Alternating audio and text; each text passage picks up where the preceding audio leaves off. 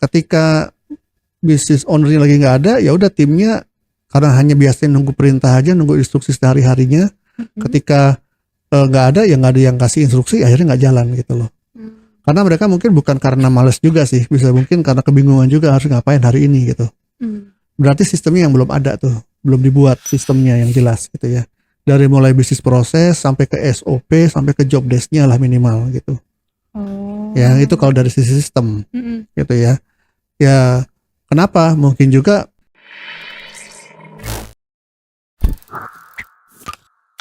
tim kamu nggak bisa jalan tanpa kamu. Bayangin kalau misalkan kamu sedang pergi seminggu, sebulan, terus tim kamu yang kerja berantakan. Pertanyaannya, kamu punya tim atau sekedar sekumpulan orang yang nunggu instruksi? Mau tahu? Ya langsung aja kita bahas dengan Coach Adit. Halo Coach. halo. Apa kabar nih Coach? Alhamdulillah baik, kabar baik. Gimana kamu kabarnya? Alhamdulillah baik juga Oh, Coach. Oke gini Coach. Ini kan biasanya kalau misalkan sebagai business owner itu Iya. kan kadang adalah mereka pada pergi seminggu, 2 minggu, entah liburan, entah emang ada project, bisnis gitu kan. Nah, terus timnya berantakan gitu Coach yang kerja di kantornya. Nah, sebenarnya apakah emang seharusnya itu sebagai business owner itu langsung turun tangan untuk mengambil keputusan-keputusan yang ada atau gimana Coach? Ini kalau saya sih pikirnya ada dua hal ya. Dari sistemnya sendiri maupun dari si business ownernya sendiri gitu loh. Ya, walaupun sistem itu juga nanti ujung-ujungnya ya ke mindset business ownernya juga gitu ya. Cuman kita lihat dari sistemnya dulu ya. Karena apa biasanya mereka itu mungkin business ownernya ya belum membuat sistem yang tepat di perusahaannya itu. Jadi sistemnya belum ada. Yang dari simple lah ya. Bisnis prosesnya belum jelas, kemudian prosedur-prosedurnya, job desk-nya gitu ya. Hal-hal yang memang harus dilakukan secara rutin oleh para ininya ya, para timnya gitu. Jadi ketika bisnis ownernya lagi nggak ada, ya udah timnya karena hanya biasanya nunggu perintah aja, nunggu instruksi sehari-harinya. Ketika nggak ada, ya nggak ada yang kasih instruksi, akhirnya nggak jalan gitu loh. Karena mereka mungkin bukan karena males juga sih, bisa mungkin karena kebingungan juga harus ngapain hari ini gitu. Berarti sistemnya yang belum ada tuh, belum dibuat sistemnya yang jelas gitu ya. Dari mulai bisnis proses sampai ke SOP sampai ke job desk-nya lah minimal gitu. Ya itu kalau dari sisi sistem gitu ya. Ya kenapa? Mungkin juga semua ujung-ujungnya baliknya ke mindset-nya si ini ya, ke business owners-nya ya. Mungkin karena mereka business owner-nya merasa belum saatnya bikin sistem. Perusahaannya kan masih kecil, masih UKM gitu kan. Karyawannya masih di bawah 10 orang misalnya. Kan masih 2-3 orang gitu kan, ngapain bikin sistem, ngapain bikin SOP gitu kan, nyapain aja administratif lah atau segala macam. Tapi masalahnya adalah jadi si timnya ini jadi nggak tahu gitu loh, dia tanggung jawabnya, wewenangnya apa aja, kemudian tugas-tugasnya apa aja sehari-harinya jadi nggak jelas gitu loh. Dia hanya yang seingatnya aja apa yang diperintahkan oleh atasannya gitu kan. Nah itu kalau sistemnya nggak jalan gitu ya. Nah, kalau mindsetnya dari si owner jelas, kalau masih dari sisi owner ya. Pertama, ya mungkin karena ownernya merasa perfeksionis sekali ya. Ya, jadi dia merasa cara dia yang paling benar gitu ya. Jadi khawatir nanti kalau si timnya melakukan kesalahan. Khususnya kalau hal-hal yang berinteraksi dengan customer gitu ya. Kalau hal-hal yang berinteraksi dengan customer itu kan ya namanya juga bisnis yang pastilah di mana-mana owner itu ingin menjaga agar customernya happy terus kan gitu. Ya jadi akhirnya dia tangani langsung ketimbang menyerahkan kepada timnya yang dikhawatirkan nanti malah bikin masalah gitu loh. Berarti sama aja kayak butuh percaya juga ya Coach? Iya, jadi terlalu perfeksionis ya kaitannya dengan ya kurang percaya kepada timnya. Gitu ya. Business owner kurang percaya kepada timnya. Apa yang kurang dipercayai? Mungkin dari sisi kompetensinya atau dari sisi attitude-nya, ya dari sisi motivasi timnya gitu segala macamnya. Yang mana ujung-ujungnya salah siapa? Ya salah ordernya juga kan gitu. Kenapa nggak mendidiknya dan mendevelopnya dengan baik gitu. Kalau apalagi masalahnya adalah kurang kepercayaan dari sisi kompetensi, ya harus di training dulu, diajarkan gitu. Ya, jadi hal-hal yang memang fungsi sebagai seorang leaders mungkin dia lupa gitu ya, atau dia nggak ada waktu kali, dia merasa sibuk dengan hal-hal yang terkait bisnisnya yang lain gitu ya. berinteraksi dengan customernya terus gitu ya, firefighting terus, jadi akhirnya dia nggak ada waktu untuk memikirkan bikin sistemnya benar, bikin SOP yang benar, bikin job desk yang betul gitu ya, dan mendevelop timnya sesuai dengan SOP dan job desk yang mereka harus jalankan gitu. Akhirnya apa ya, mereka nggak percaya juga sama timnya. Ini kan jadi kayak perlombaan tikus apa namanya itu ya, jadi ayam dan telur ya, gimana yang harus duluan harus dikerjakan gitu ya, harus di-cut nih gitu.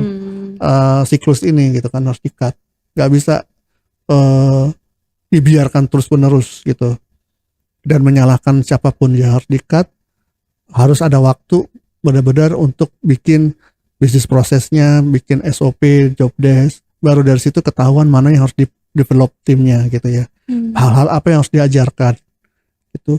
Paling enggak 80-20 deh gitu ya. 80% itu harus sudah bisa dikerjakan oleh tim. Kalau 20% dari hal-hal yang strategik atau hal-hal yang sangat sensitif, yang kritikal, itu masih bisa dihandle oleh atasannya. Itu. Ya, yang 20%, yang 80% hal-hal rutin yang harus dikerjakan sehari-hari, hal operasional sehari-hari itu harusnya ke tim. Bukan lagi oleh si atasan gitu. Termasuk pengambilan keputusan masalah sehari-hari ya. Kalau pengambilan keputusan yang masalah yang sensitif, yang kritikal, yang memang insidental aja, mungkin butuh dari keputusan langsung dari ownernya, itu 20%. Jangan lebih dari situ gitu. Oh, udah ada porsi sendiri ya. Iya gitu. Kalau enggak ya akhirnya apa dampaknya?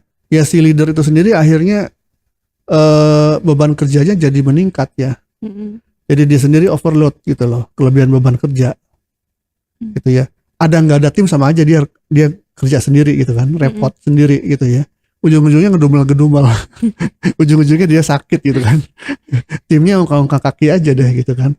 Magabut ya, makan gaji buta. Iya. Gitu sih. Oke.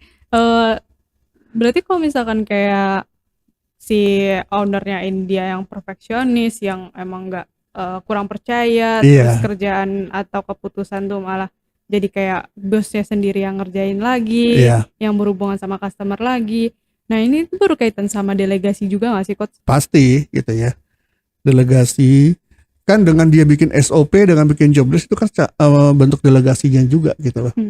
Hal-hal yang memang harus didelegasikan. Karena ada juga yang owner yang merasa ya tadi dia menyukai pekerjaannya itu, hal-hal yang harus dikerjakan itu. Dan dia merasa dirinya yang paling bagus, yang paling hebat di situ gitu ya. Ya dia sendiri punya passion mengerjakan hal itu gitu ya. Jadi akhirnya dia kerjakan sendiri, dia tangani sendiri gitu loh. Ketimbang dilimpahkan kepada timnya gitu. Kadang ini kan pekerjaan-pekerjaan yang operasional yang sehari-hari, nelfon customer misalnya atau jawab keluhan customer apa segala macam, akhirnya dia tangani sendiri semua. Gitu. Atau tentang penjualannya atau apa gitu ya. Karena dia merasa ya itu ahlinya dia di situ. Walaupun pekerjaannya ahli dari si owner, tapi kayak harusnya pekerjaan ini tuh bisa bisa ngedevelop si owner ini, bisa ngedevelop si timnya buat mengerjakan itu kan, Coach. Justru karena dia ahli, dia harus juga bisa mengajarkan itu ke timnya dong gitu. Kalau dia nggak ahli, baru dia nggak bisa ngajarin gitu kan. Dia timnya harus di training keluar gitu kan. Misalnya terkait dengan IT gitu kan, hal teknis ya nggak semua owner ngerti kan gitu ya. Ya itu dia juga nggak bisa ngajarin gitu kan. Ya timnya harus belajar dari luar atau memang harus merekrut tim yang memang sudah kompeten di situ.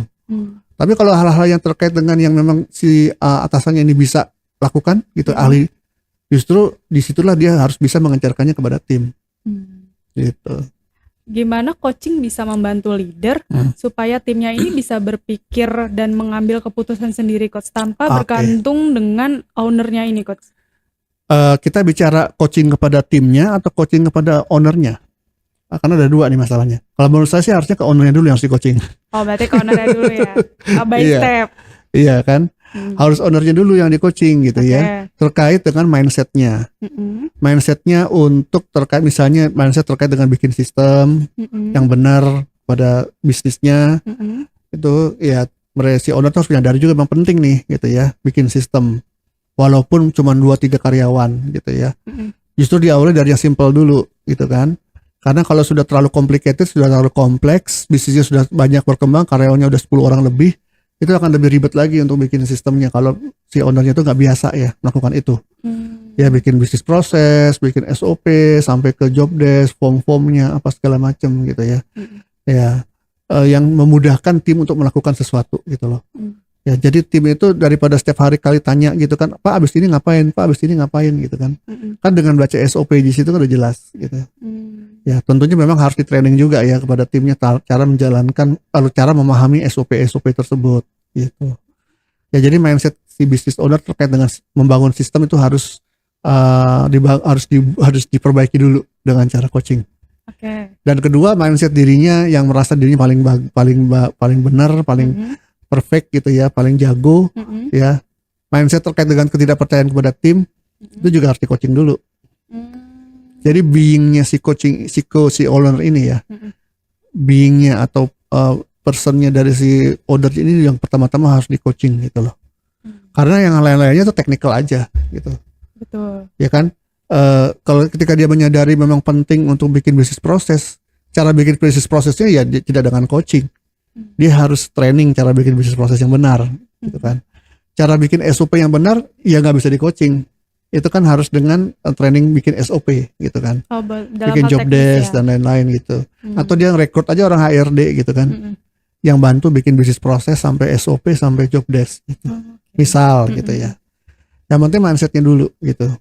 Tugas dia hanya meriksa aja kan. Setelah itu ya memang pasti akan ada kerja tambahan dulu. Ya kan, untuk bikin bisnis proses, untuk bikin sistem, untuk mengajarkan tim, untuk mulai membangun kepercayaan kepada tim, pasti ada tambahan kerjaan dulu. Sebelum akhirnya nanti pelan-pelan bebannya menurun gitu loh. Jadi di sini memang yang tantangannya ya, banyak business owner yang merasa males, gak mau melakukan itu karena memang beban kerja dia misalnya sekarang sudah 70% gitu ya. Kepengen turun jadi 40% ke 30%, kepengennya langsung turun aja. Tapi ternyata dengan bikin sistem dulu, dengan ngajarin tim dulu segala macam, bukannya turun malah naik dulu nih jadi 90% dulu. Oh, dia naik dulu. Harus naik dulu untuk sementara sih gitu ya. Terus lama-lama turun lagi pelan-pelan bertahap gitu loh. Dan turunnya juga kan biasanya nggak langsung drastis drop, langsung turun ke 30%, 20% gitu kan. Iya, bertahap. Pasti kan ada waktu. Nah, nggak semua orang suka dengan proses yang bertahap seperti itu. Kepengennya instan, cepat gitu loh. Ya, pengennya instan seperti jualan gitu kan, pagi jualan siarannya closing dapat duit gitu. Ya nggak semua kayak gitu gitu. Oke. Benar-benar. Harus ada kesabaran. Juga ada ketelatenan gitu ya. Semua itu baru mereka bisa mau melakukan itu karena dia punya passion yang kuat atau punya why yang kuat ya. Mengapa mereka harus melakukan itu? Jadi pikiran nggak bisa pikiran jangka pendek aja, nggak bisa dengan tujuan jangka pendek aja gitu. Ini membangun sistem ya, membangun kepercayaan tim, membangun tim yang kompeten itu jangka panjang. Kalau bertanya mau berapa lama, minimal 6 bulan sampai setahun. Oh, 6 bulan sampai setahun. Gak banyak yang orang mau nunggu sampai selama itu kan. Iya, benar. Akhirnya ujung-ujungnya balik lagi. Bakal muter terus karena pengennya instan. Dia nggak nyadar akhirnya beban kerjanya jadi semakin banyak gitu ya. Gitu. Akhirnya pusing sendiri gitu. Ya seperti itulah gitu ya. Oke, sampai di sini dulu buat teman-teman sebagai pebisnis yang merasa bisnisnya ingin berkembang dan stuck, langsung aja hubungi kontak yang ada di deskripsi. Cukup sekian dari aku, Aulia. Saya Ditya Mijaya. Sampai jumpa.